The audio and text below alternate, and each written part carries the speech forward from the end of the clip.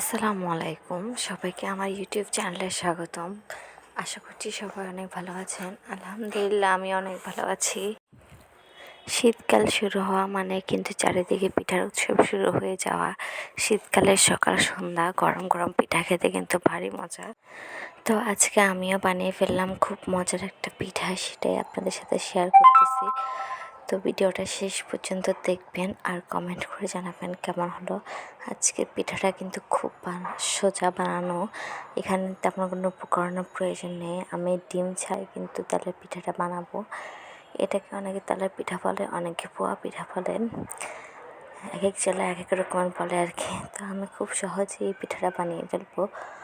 প্রথমে আমি নিয়েছি 1 কাপ পরিমাণ চালের গুঁড়া আর 1/2 কাপ পরিমাণ ময়দা।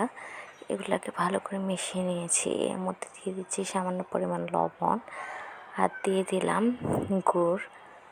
গুড়টাকে আমি গলিয়ে নিয়েছি। গুড়টা দিলে কালারটা কিন্তু খুব সুন্দর হয়, দেখতে খুব ভালো লাগে আর খেতেও খুব মজা হয়। তাই আমি গুড় গলিয়ে দিয়ে দিলাম। এখানে 3 টেবিল চামচের মতো আছে, আপনারা আপনাদের পরিমাণ মতো দিতে পারেন। তো হালকা হালকা আমি কুসুম গরম পানি দিয়ে এটার একটা সুন্দর ব্যাটার বানিয়ে নিচ্ছি। খুব ভালো করে মিশিয়ে নিতে হবে। ভালো করে মেশালে কিন্তু বানালে খুব সুন্দর লাগবে পিঠাটা। তো আমি অল্প অল্প করে পানি দিয়ে পারফেক্ট একটা ব্যাটার তৈরি করে নেব।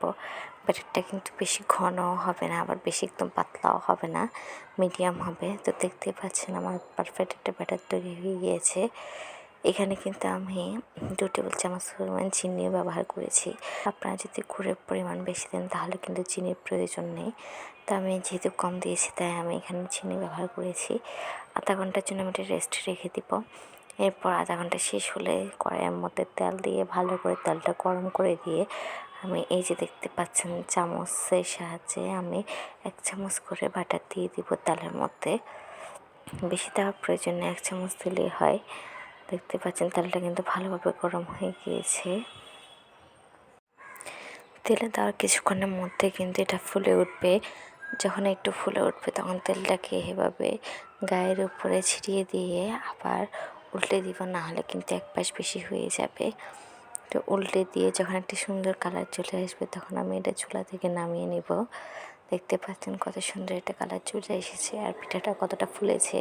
এটাতে কিন্তু ডিম দিলেও ফুলে, আবার ডিম না দিলেও কিন্তু খেতে অনেক মজা হয়। একদম ঠিক এরকম হবে পিঠাটা। তো এইভাবে করে আমি সবগুলা পিঠা বানিয়ে নেব। আপনাদের ভিডিওটা কেমন লেগেছে অবশ্যই কমেন্ট করে জানাবেন। দেখতে পাচ্ছেন আমি সবগুলা পিঠা কত সুন্দর করে বানিয়ে নিয়েছি।